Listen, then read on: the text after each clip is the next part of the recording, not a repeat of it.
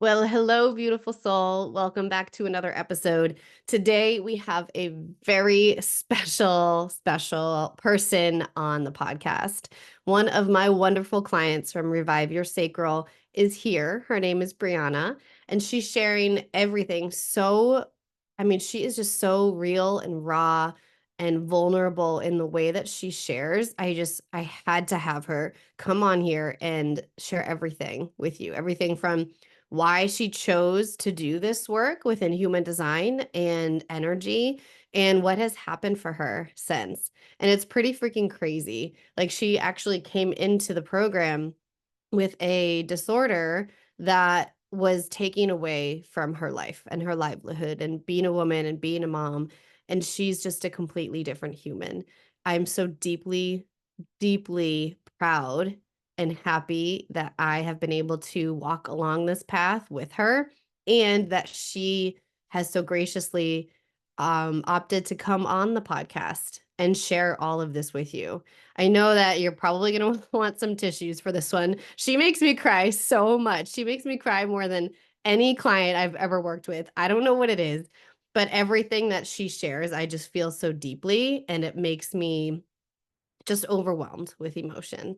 So this is definitely worth giving a listen if you are feeling disconnected to your womanhood, to being a mother, to being a partner, and especially if you're feeling disconnected to your energy in the sense of like you don't feel like an energizer bunny and you're a generator type.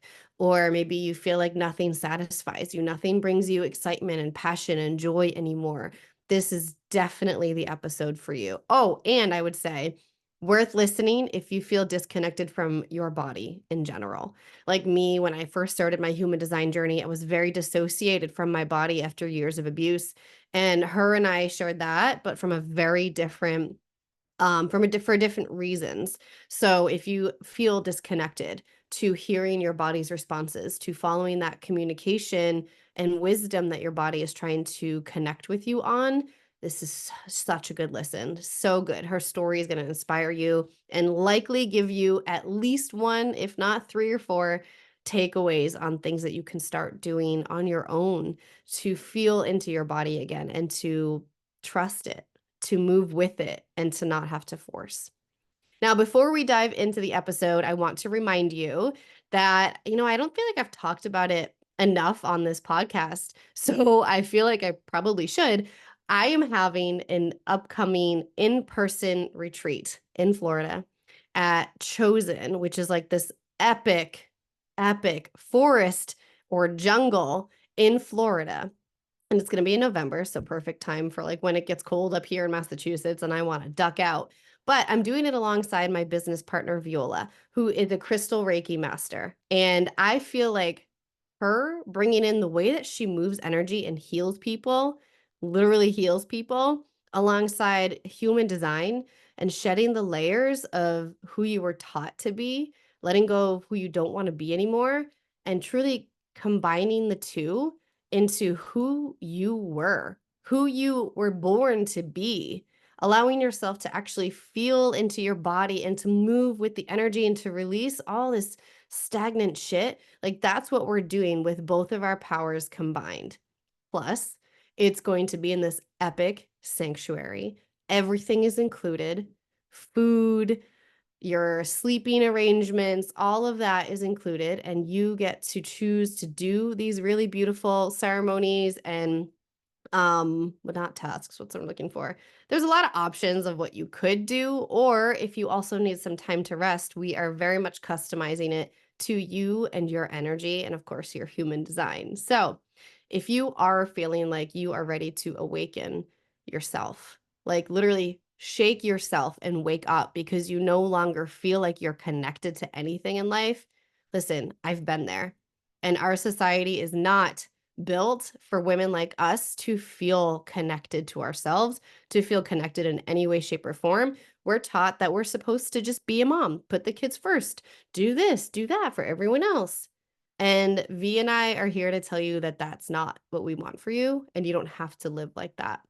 So if you're ready to awaken and embrace who you really are, if you're ready to move through some trauma or anything stored in your body that you just can feel is weighing on you, you need to be here.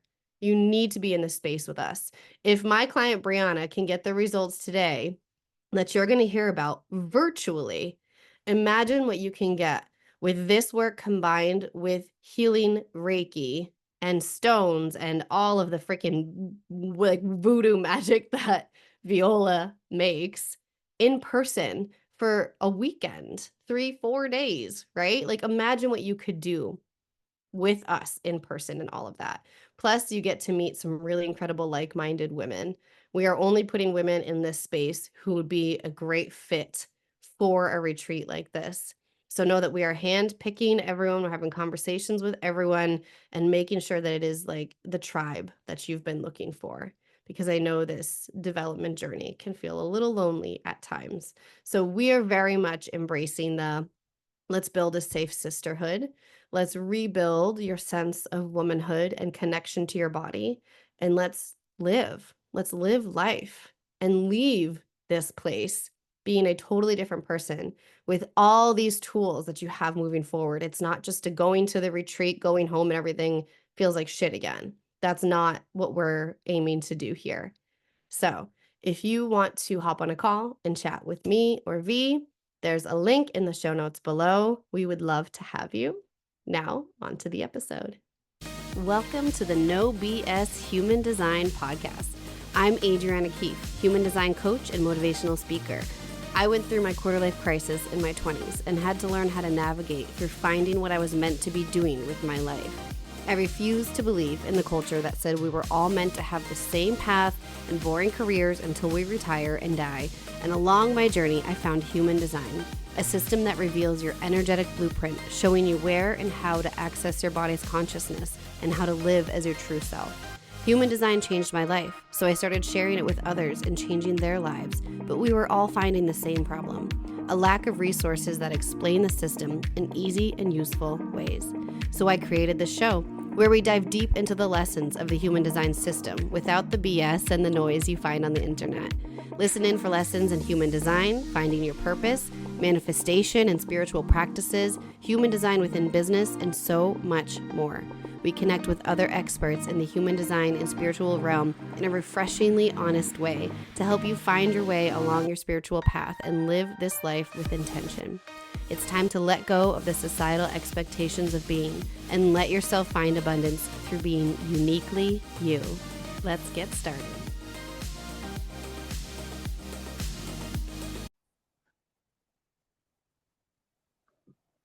Well, hello, beautiful. Welcome back to the podcast, because this is not your first time here. People have heard you on here before talking about the G. Yeah, it was the G Center, right? Yeah.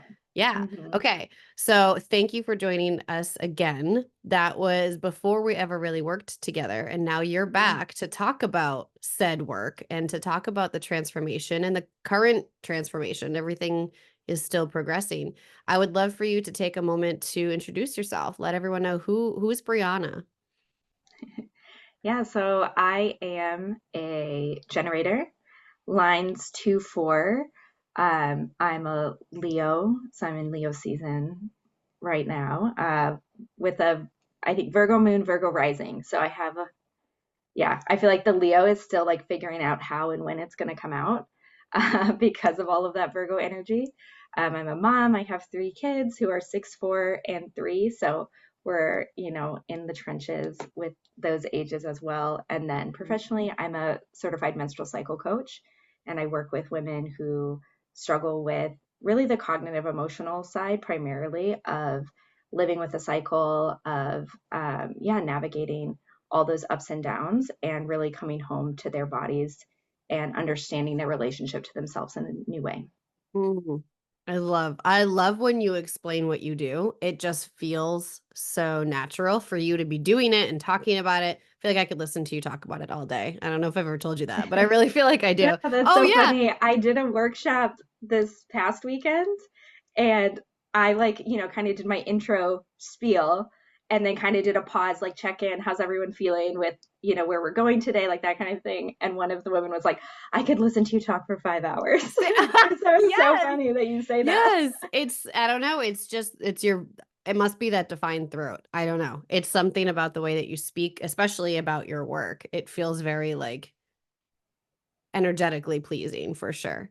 Um, and PMDD had been a big part of your life. And when we first connected, who connected us? Oh, through our old coach. That's why Mm-hmm. we're in different cohorts, but had the same coach at one point. And when we first spoke, you were telling me a lot about what was going on in your life. And I was in the process of starting this second round of Revive Your Sacral. And nothing logically made me connect the dots with what you were talking about and sharing about your life and why my program could help you.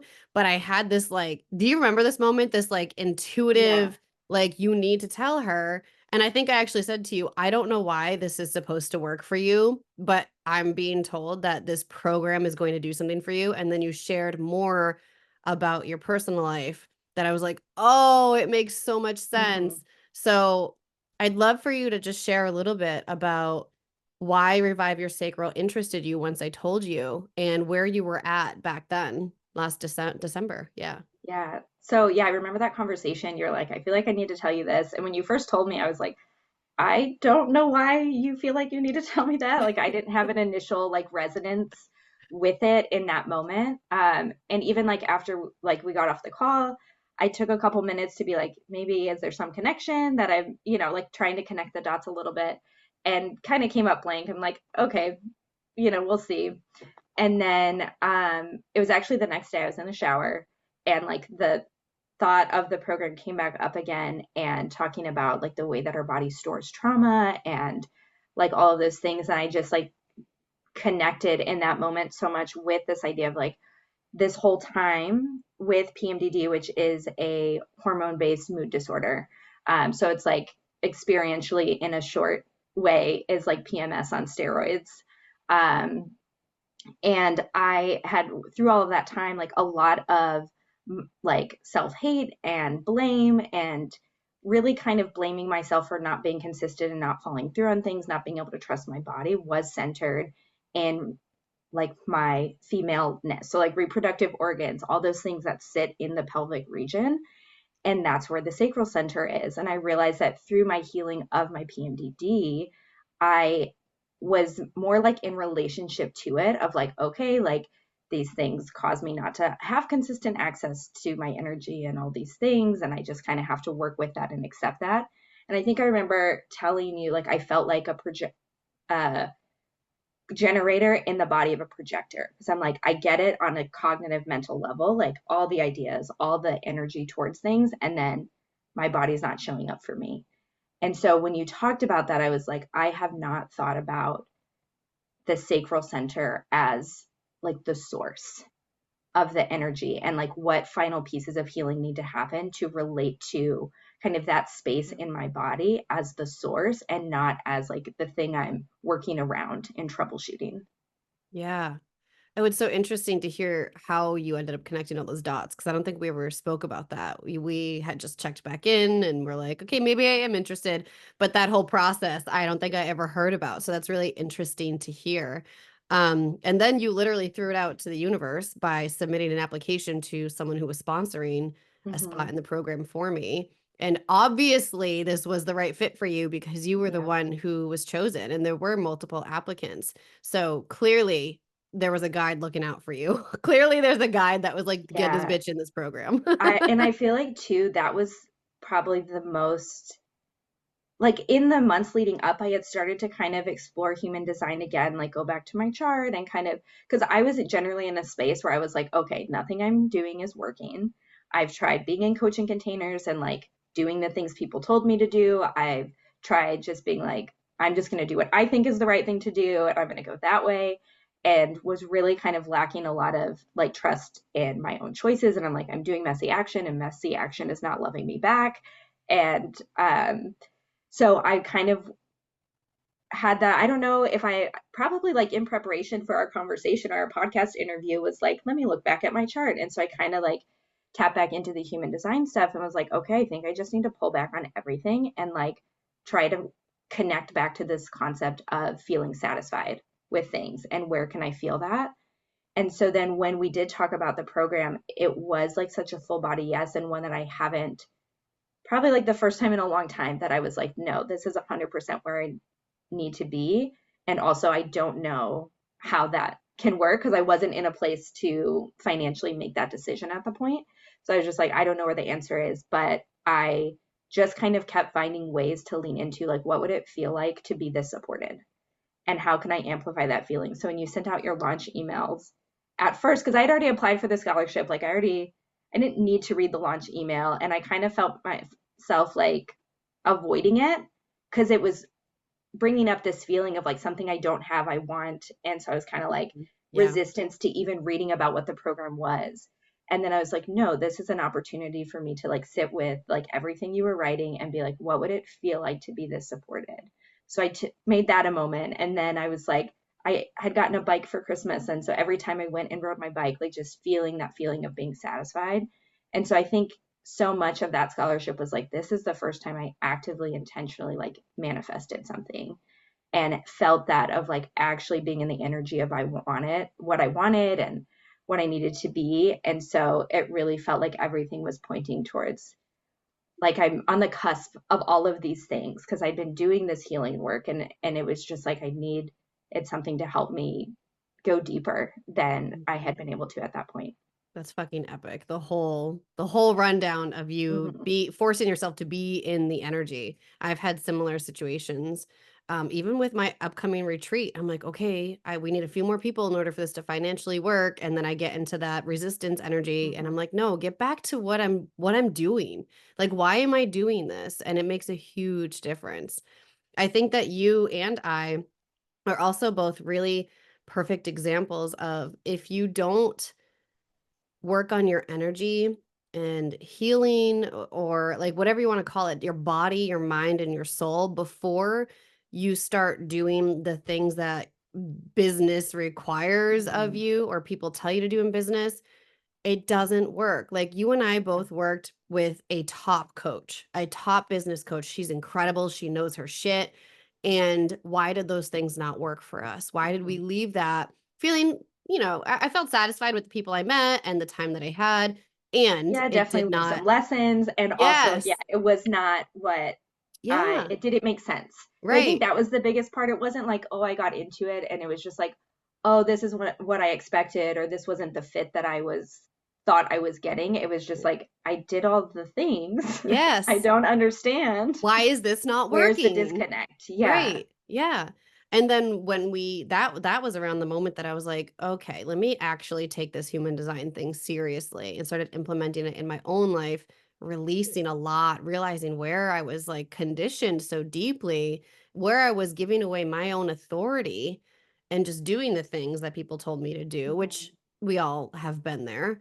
But I wasn't feeling joy in the things that worked for other people, but I was still forcing myself to do it. There was so much that went into that. So I think you and I had a very similar trajectory on Mhm. that with like, no, I want this to work. I need this to work. And then it just fell flat because we weren't doing the things that our soul really needed. The energy was not matched. Mhm. Um, so I love that you mentioned that. What how has the program, I don't even like calling it a program. It's like a mastermind cohort, whatever. How has Revive Your Sacral, no word feels good for it. I don't know what to call it yet. How has Revive Your Sacral impacted the way that you feel and think about yourself, your work, your life, everything? Yeah, I think the biggest shift was actually having this like roadmap and guidance back to my sacral, back to like what it actually feels like in my body to be a yes, and even with a maybe, like how to actually navigate that maybe. Because I think for me, where I was had lived so long, like from PMDD, lived so long disassociated, and then also like culturally of like just do the things, like take action, and that's what gets results. That I didn't know how to filter things because I could do it. And I think that's the part of the generator thing where I didn't necessarily Mhm. have those blocks on the doing. I was like, no, I can get on Instagram and dance if I have to. I can get on Instagram and like, Yeah. talk to camera and like all of those things. So a lot of the like online business blocks that people talk about, I didn't resonate with. I'm like, I can do anything. I just do it. Mhm. But then I was finding myself in something that like I cared about, something I wanted to be doing. And then I'm like, I do have a vision of the steps to take. I know that I'm capable of doing those things, and yet I'm not doing it. And I don't understand why I'm not doing it because that's like not me. Like that's not normal. But also, I think in the program, what stood out a lot was like I was living so much out of like my open head and open ajna. And so I was being flooded with, in by my own doing, right? Like on Instagram or whatever, like all the coaches, all the methods, all the people.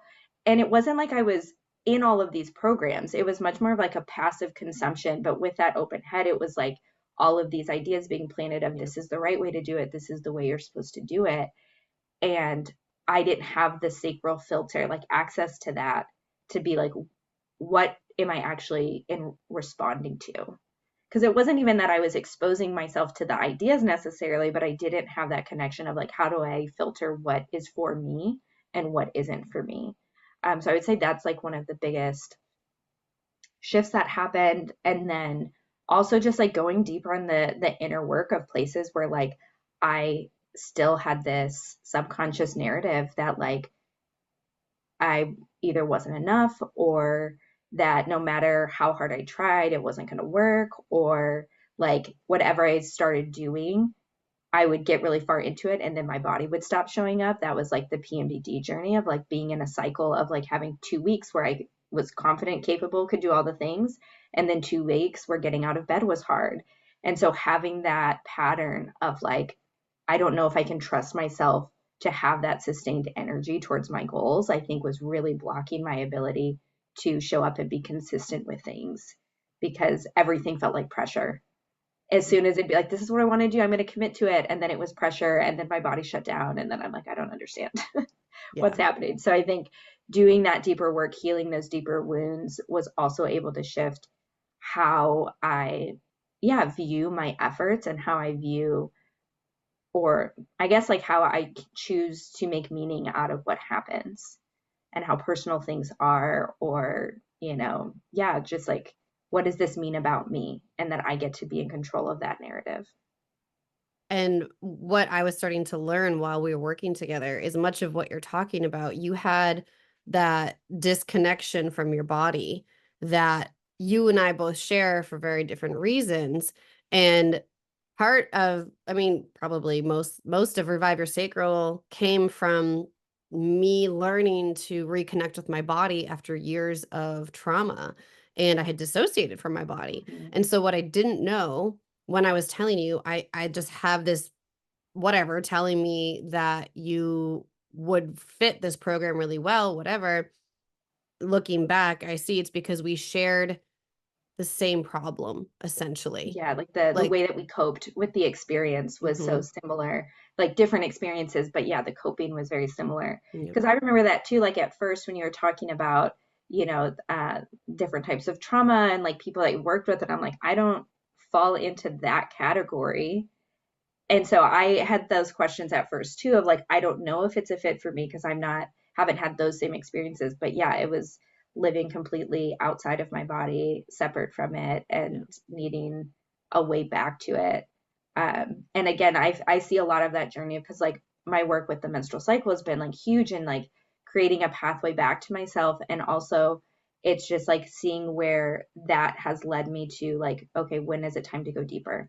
And how do I incorporate new things? But that has also been like in relationship with my cycle because like as I go through the month and different things, it's like what's coming up for me consistently month after month. Like that's when I know, like, okay, we're in a maintenance season, or where it's like, nope, this is a time where we need to be digging and healing.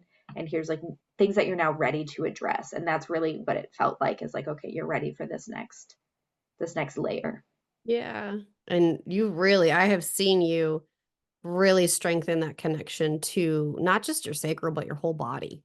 Like Mm-hmm. that trust piece that I felt that for you when you would talk about like I just don't trust that my body is going to do what I want it to do, and it pained me to hear that. Like, oh my God, I'm going to start crying. I cry all the time these days. Um I don't want to cry. I don't want to cry right now. But it pained me to hear that because our bodies are, literally I teach how to be aware of your body. And so I guess it hasn't really hit me until maybe even this moment how much it means to me to hear someone say that they don't feel their body or they don't feel, you said it in different words, but because I remember that. I remember that numbness and it Jesus Christ, I'm just gonna Hmm. cry. All right, moving on. I don't want to mess up my makeup today. Um, ugh, okay. Thank you for sharing that. I'm putting a lot of dots together even as we Hmm. speak. So what do you feel like has been I mean, we may have touched on it already, but like the greatest transformation that's occurred for you during our work together and continuing? I know it's only been like a month since we last ended, Hmm. but what has been that big change? Yeah, I'd say the biggest one has been like what we've been talking about of coming home to my body. That's something I saw happen in multiple ways, like across the program, where I actually like had the experience of like it now feels safe to be in my body. Yeah. Here we I go. know you're gonna Okay, make keep me cry going. too. No, keep going. um, yeah, so like one of them was I had this moment where like so we've kind of talked about the cold plunge thing. Like obviously this is a big like wellness trend right now, but it has taken root in my home. We My in-laws live with us and they have a cold plunge and use it like for health reasons. Like they love it. My husband loves it, and like then when we have like family things, him and his siblings like to compete around who can stay in the longest. So like it's very Naturally, much naturally it's boys. like well, yeah, all of them are like this. They like have a couple drinks and then they're like, let's do pull-up competitions and let's cold like that's how they Let's are. inflame my body with alcohol and then get in a cold plunge. Yeah. And they like thrive in these environments. And then everybody's like, all right, it's your turn. And I'm like, I'm not available for that. But like I have like tried like and with that peer pressure, every so often I'd be like, okay, I'll get in and do it.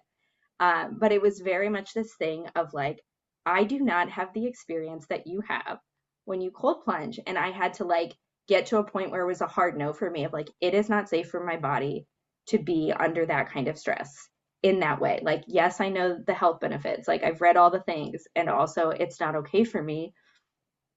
And so that was like months and months. And then we had, in April, we had one of my kids' birthday parties, and one of his friends, it was their first time at the house. So they saw the cold plunge, we're talking about it, and they asked if I cold plunged. And I said, like, I have, but like, I don't really do it. But what I noticed in that conversation, it was the first time that I did not have like a visceral, like, no response in my body to the thought of the cold plunge. Interesting. And it was like like, okay, it wasn't like, oh my gosh, I want to get in, but it was like, okay, it's not a hard no. Cause it like, usually it like felt like from deep within, like that sacral no of like, this is not for me.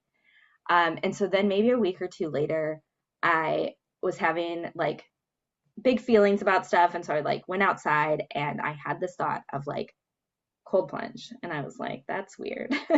But I like trusted it. And it was still, I did it in our pool. So it was like, not like cold, but it was probably like 60. It was cold enough.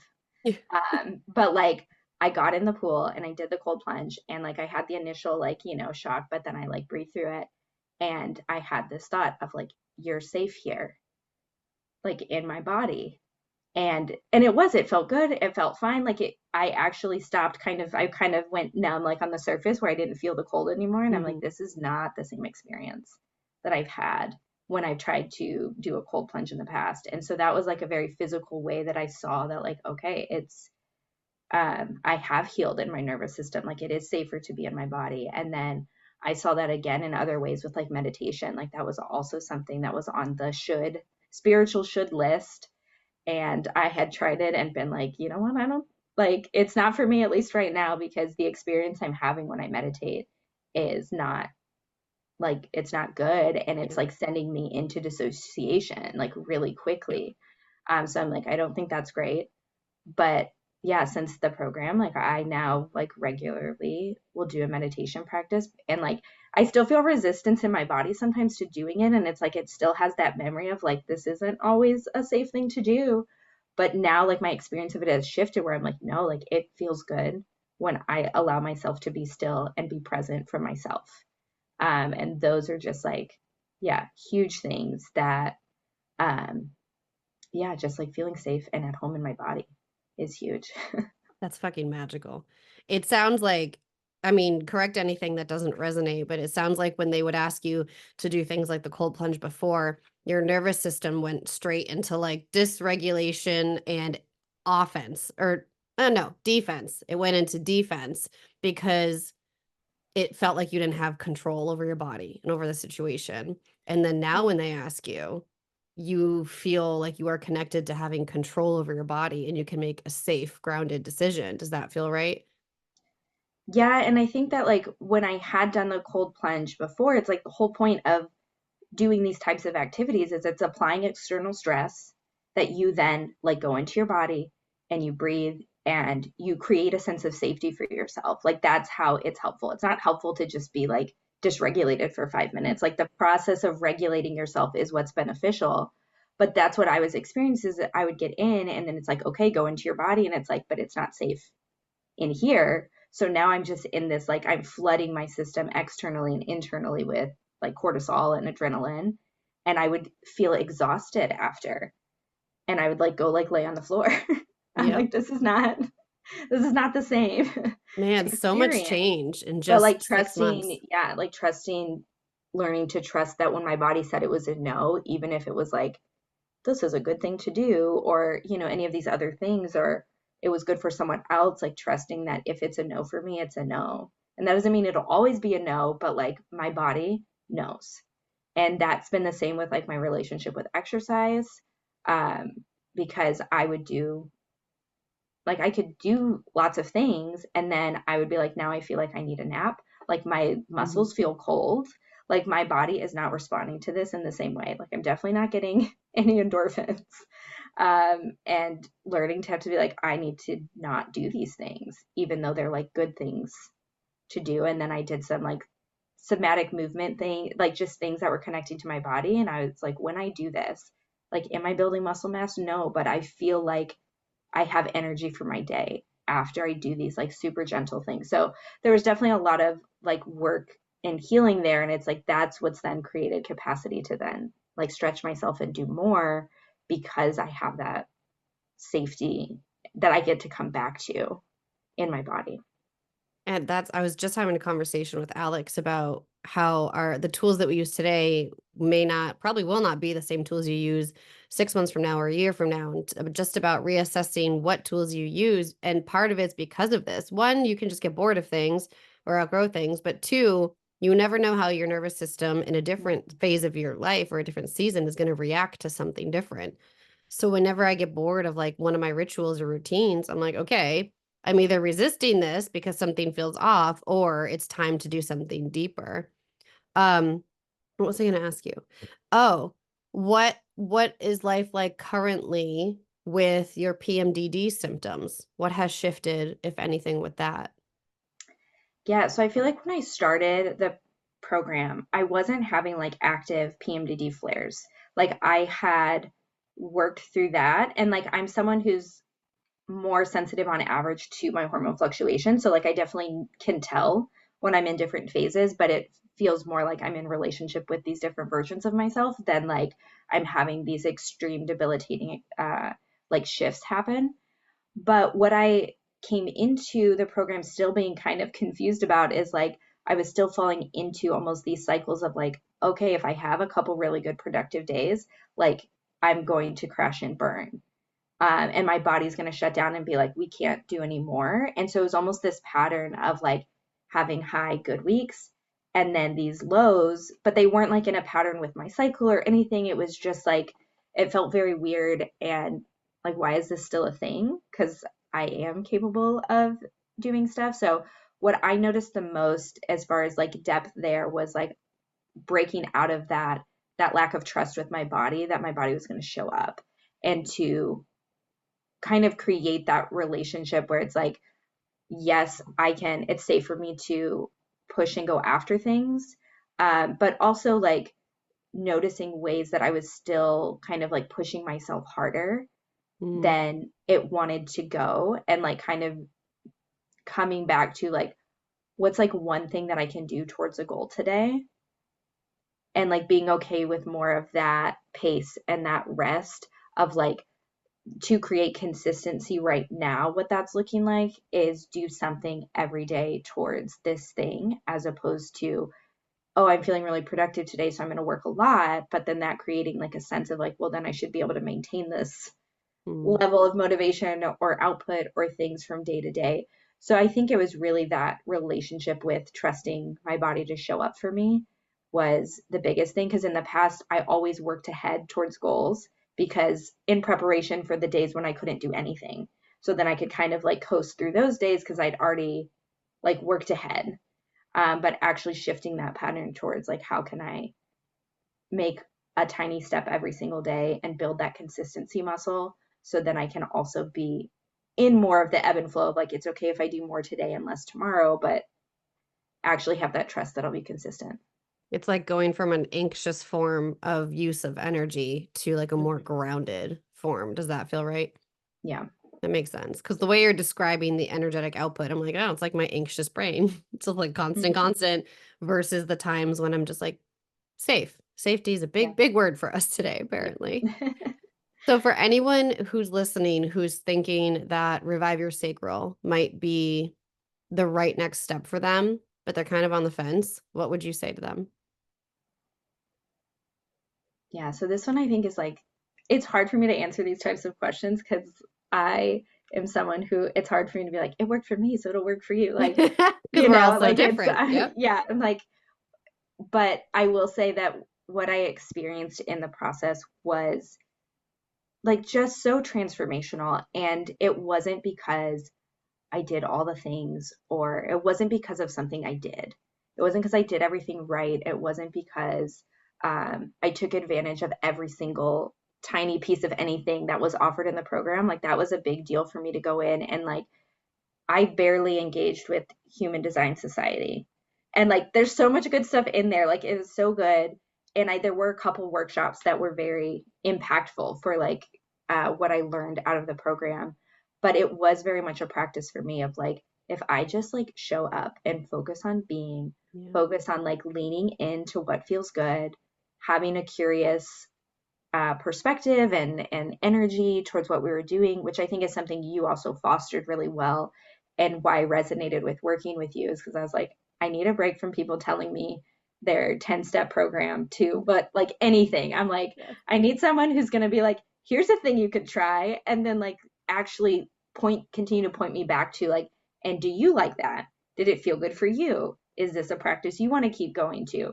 So I felt like that was something that was fostered. And also, like, that was my intention going in of like, I want to just, I'm going to trust, I'm going to try whatever. But then also be in connection with myself of like, is this something I want to continue? Is this good for me? Um, so I think that's what I came away with of like, if you're afraid that like it won't work for you, it's like, it's not about doing something. It's really about just like surrendering to the process and and I think also not getting caught up in like wanting a specific thing out of it.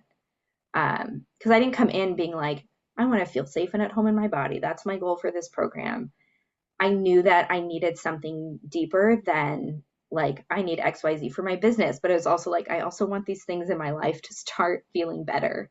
Yep. And I don't know quite what needs to happen for that to feel better, but that was really the intention of like I'm here for whatever healing I need in order to be able to go after my goals and like do the things I want to do and being open to what came up in that process because none of it was like what I would have thought necessarily was going Same. to, be the process. Yeah. And then it's like, okay, I guess this is what needed to happen. This is what was needed in this time. So I think really just that if you're in a place where you're ready to surrender to the process and trust it, and while also taking some like ownership and agency of the experience as well, then like it's definitely a good fit.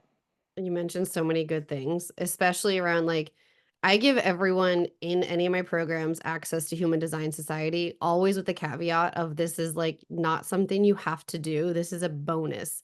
Someone who doesn't have kids, who maybe has a lot of time and energy to do more, might dive into it. But someone like you and I, where we have 3 kids and we have a whole house to keep together and like pets and whatever, like taking on all of that would be the old version of us, and it wouldn't be doing any service to us today. It would be that overwhelm of just trying to be the overachiever.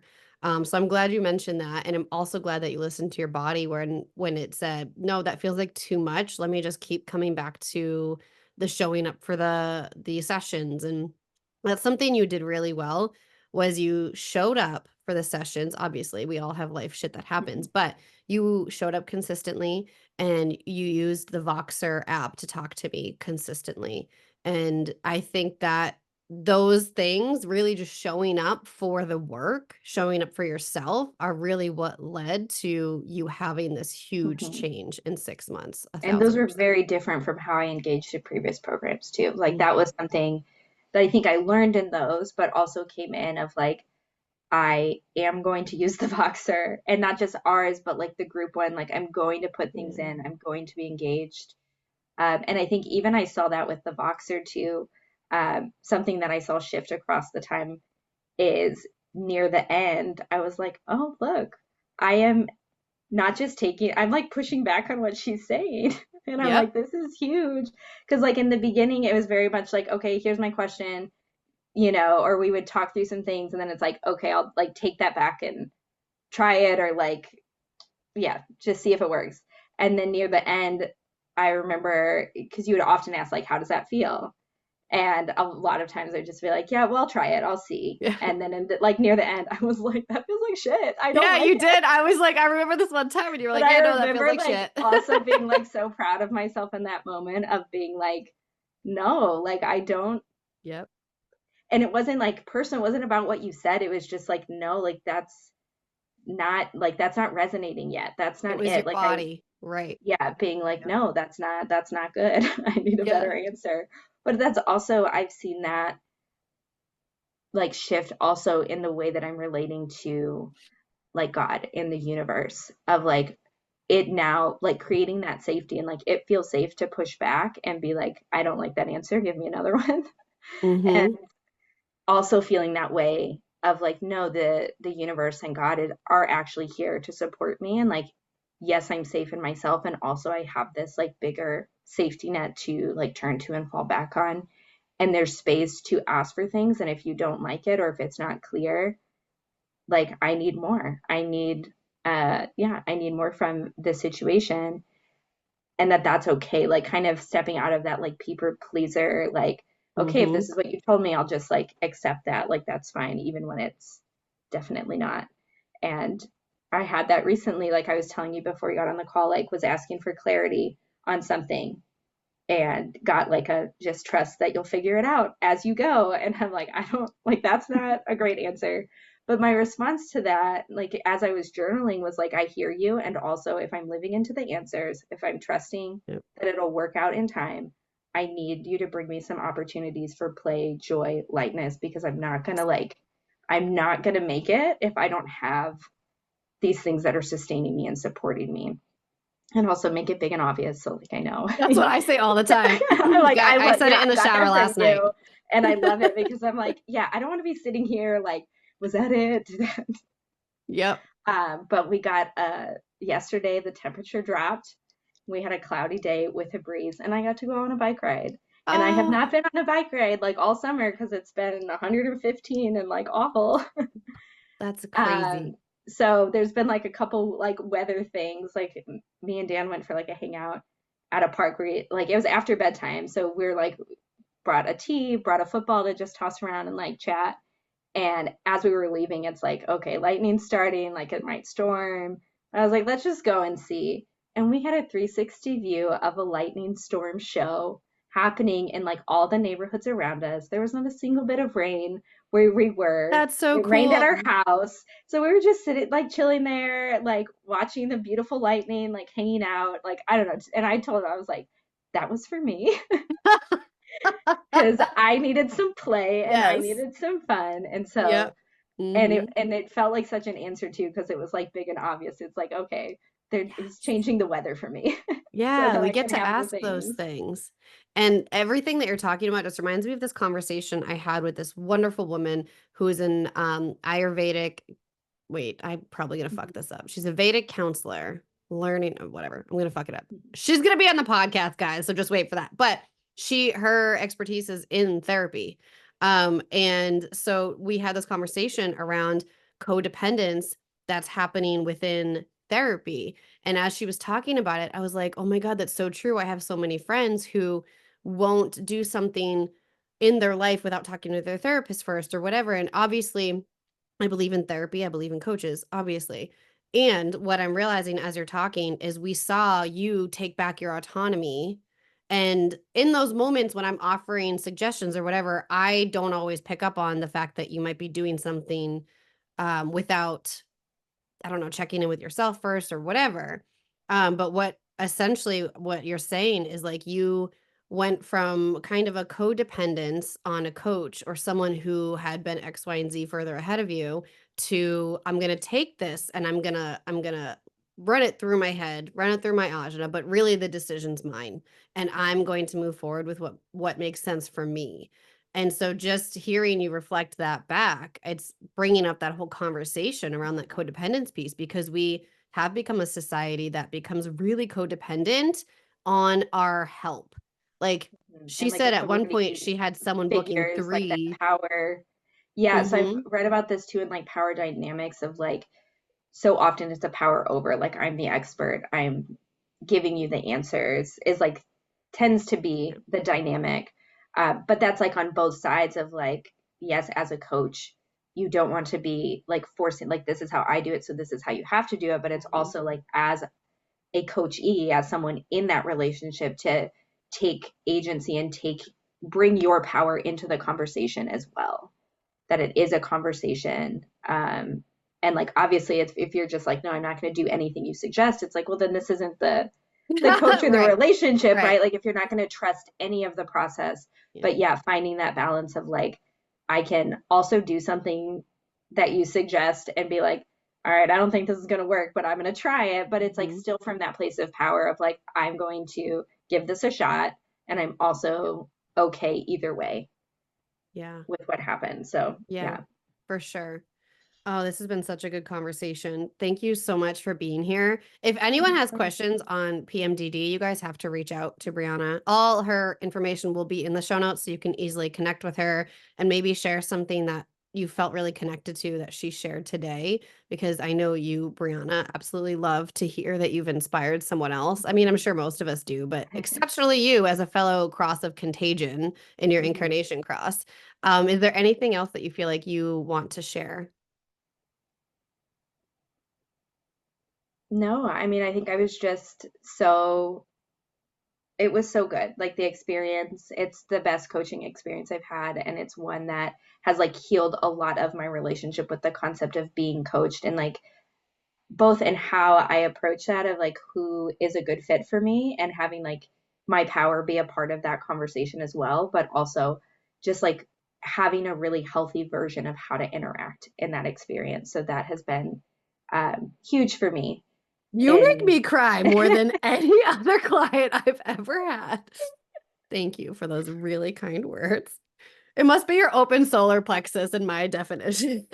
Jesus yeah, Christ. I'll just amplify it back to you, Oh reflect it my all back. God.